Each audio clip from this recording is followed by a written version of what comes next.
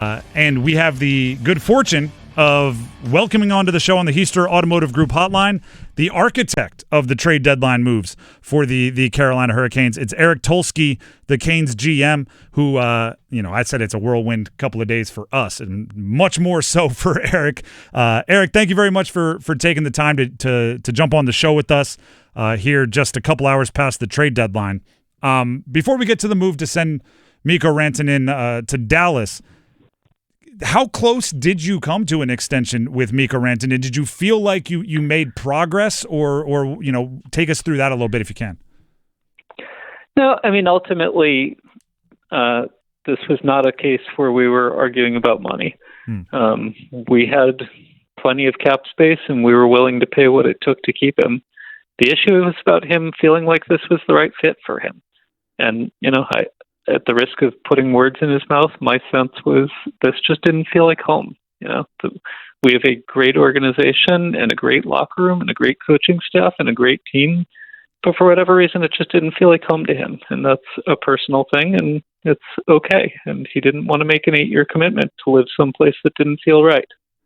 When did you kind of cross the threshold where you got that vibe enough that you decided you should move Rantanen before the trade deadline to get something back? Yeah, so we gave as much time as we could for him to get to know the area and get to know the team, and get to know the city, and see if he would fall in love. And I would say about a week before the deadline, it was getting close enough that I needed to start figuring out what we would do if he wasn't ready to sign yet. And we're talking with Eric Tulsky, Canes GM, here on the Heister Automotive Group hotline. So a week ago, you kind of crossed the threshold of waiting and time to make moves.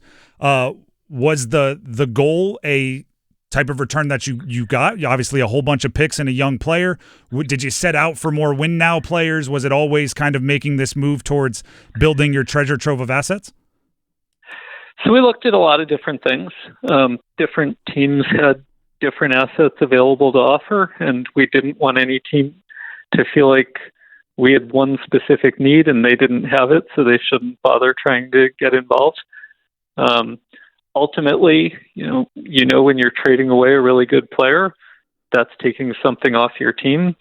We wanted to bring something back if we could that would keep the team, that would help the team right now and try and keep the team as good as we can today, but also help keep moving the team forwards in the future. And so bringing in a really dynamic young player in Logan, who we think will get better and better over time from his young age, as well as draft picks that can be used in a variety of ways to help the team. We think that provides us the opportunity to stay good now and keep building for the future and try to get to a level that we haven't gotten to. We have kind of the outsider's view of Logan Stankoven, right? Seeing Dallas occasionally. What about him makes him somebody that you valued in the return, or where does he fit into your roster construction? Yeah, I mean, he is just a perfect Hurricanes player in many ways. He is such an aggressive player with and without the puck.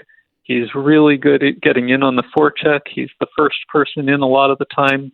He gets there quickly. He gets there hard. He shows up ready to make things difficult for the opponent, and he competes all over the ice. And he just plays the way Hurricanes want to play. Eric Tulsky, the Canes GM, on trade deadline day, just almost 2 hours exactly after the trade deadline, joining us here on 99.9 The Fan. You now have a treasure trove of picks, right? You bring in the 2 firsts, the 2 thirds. You already had a nice little stockpile. Did you have time, kind of post Mikko Rantanen trade, to shop them a little bit? Was there any potential move there? A little bit. The timing ended up tricky because we did not have very much cap space while Mikko was on the roster, and so we were limited in what we could do until that trade closed. And that was held up because the trade couldn't close until he got his contract done with his new team. And that didn't leave us a lot of time at the end of the day to try and get our deals done. It's a little unfortunate, but it happens sometimes. We still, we went looking. We were aggressive in pursuing a couple of players. Ultimately, things went a different way, and we ended up with the roster that we have today. I love the aggression. I love the move, and I've said that publicly, so I'm not like blowing smoke here. But 2 consecutive years, there's the big swing. There's Jake Guentzel, then Mikko Rantanen, and neither ends up signing the long-term extension that so many fans wanted.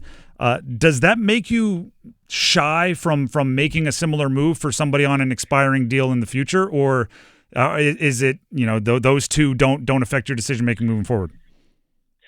No. So organizationally, our philosophy is to try and be aggressive, and you see that on the ice with the way we pressure, and you see that off the ice with our attempts to take every chance we can to make the team better. And if you only make moves when you're absolutely sure it's 100% guaranteed to work out, you miss out on a lot of chances to make the team better. And if you make moves when you think it's 70 or 80% to work out, I mean, some of them will go wrong. And that's not the end of the world. You need enough of them to move you forward that you keep making progress. And you need to be willing to take those swings. It's hard to get players like this without taking some risk. Ultimately, I think these two players, they're related because they were both mid-season acquisitions of players on expiring contracts. But the situations were very, very different. Jake Guentzel last year came in, and I hate to put words in his mouth, but from where I was sitting, it looked to me like he felt like it was a fit.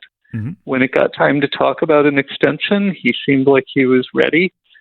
The issue last year was we didn't have any cap space, and we had to be very, very careful about what we could offer because we had some big contracts coming up where we didn't know what the number was going to be. And we needed to know more about what our budget was before we could really get into the details. And ultimately, that ended up making it hard to get the deal done, unfortunately. But I don't think it was ever that he didn't want to be here. It was just that we were financially constrained. On Mikko this year, we had all the money in the world, and we were willing to pay him, everything he got and more. The issue was just this didn't feel like home to him. And, that's a personal thing. We're asking a player to make an 8-year commitment. And no matter what he thinks of the team, the coach, the vibe, whatever, if it doesn't feel like home, like that might not be right for him. And that's okay, right? I would never expect somebody to feel like they needed to sign on and play for someplace that didn't feel right. I'm just gonna we've talked with you a few times, and it always seems like you're big picture and you're kind of seeing the whole field, I call it. I just heard you say we have all the money in the world. I referenced the stockpile of picks. As a GM, right? The trade deadline is passed, so this year it's taken care of. This offseason upcoming with all of the money in the world and a stockpile of picks, are you already planning how much of a bonanza it could be to improve this roster?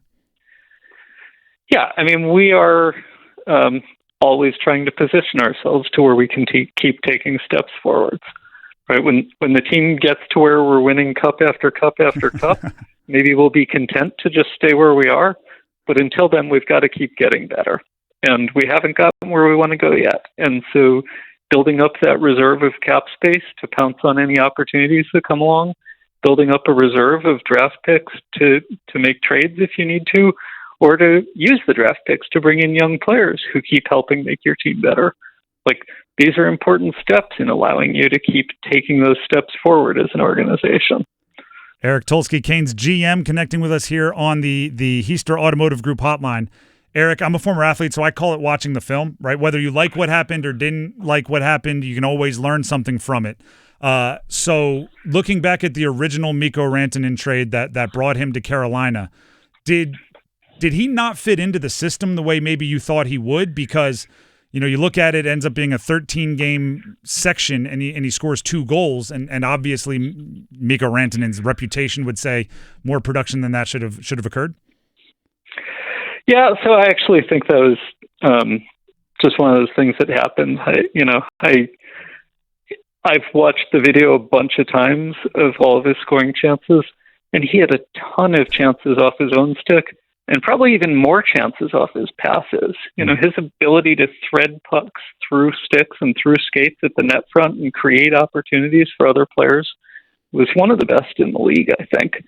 And he created a ton of those chances while he was here. They just didn't happen to go in. And I don't think that's anything about the system. I'm sure our system is not to try to hit the post when you're open in the slot, but it happens sometimes, right? People go cold, and it's unfortunate that he happened to have a cold stretch for the brief period of time that he was here. But I think that colored a lot of people's perception of how well he fit. I'm seeing a lot of fans and media members kind of combine the two deals and almost remove Mikko from the action and have it end up with you traded Necas, Drury, a second, third, and fourth, and you brought back Taylor Hall, who we haven't mentioned yet, and I hope to ask about, Stankoven, 2 firsts and 2 thirds. Do you kind of look at it that way? And if so, how do you feel about that give and return breakdown? Yeah, I mean, I think that's a reasonable way to look at it. Obviously, you have to make the second decision on its own merits without thinking about what is already water under the bridge from the first one.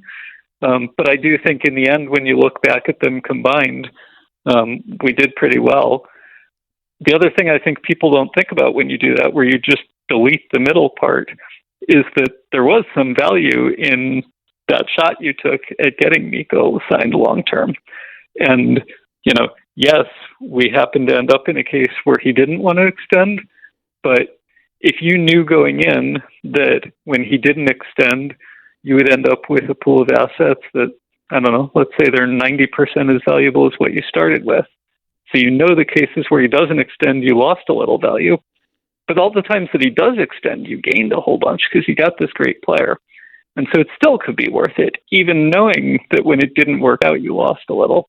In this case, I think we're even better off than that, because I think it's pretty easy to look at the whole thing and find reasons to believe that we've actually gotten better through this whole process. And, you know, I know that's hard to know for sure until we see how everything plays out and how Logan develops and what these draft picks turn into. But right now, today, I feel pretty comfortable with where we are. And one more of kind of the unknowns is, how long does Taylor Hall commit to being a Cane? Where are you with the possible extension talks for the former MVP? Yeah, so we've had some conversations with his agent. I believe he is happy here. I believe we are happy with him. You know, as always, getting a deal done requires some agreement on what the numbers should look like.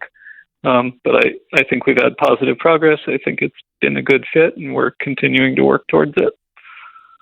Eric Tulsky, Canes GM. Eric, before we let you go, one more here, and thank you for taking the time.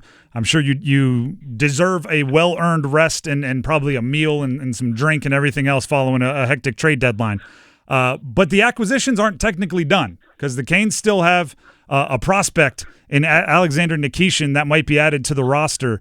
When do you expect the delivery of the much ballyhooed Russian defender, and kind of what do you think he can bring to your lineup if he does make the move? Yep. So his contract runs through the end of May. He can't sign a contract with us until his contract there ends. He can ask his team to terminate his contract once their season ends, and they can choose to do that. And often they will, because once their season is over, they have no reason to hold on to his rights anymore. So maybe it starts earlier once his season ends. Maybe he has to wait until May 31st, depending how that goes. And then once he is done with his contract there, he can sign with us, and then we can go through the logistical challenges of getting the proper visas to bring someone from Russia over to the United States. And once that's done, he can get on the ice with us. Eric, thank you very much for taking the time to join us, and hopefully we're able to catch up again soon as the season progresses. Yeah, thanks for having me. I had a good time.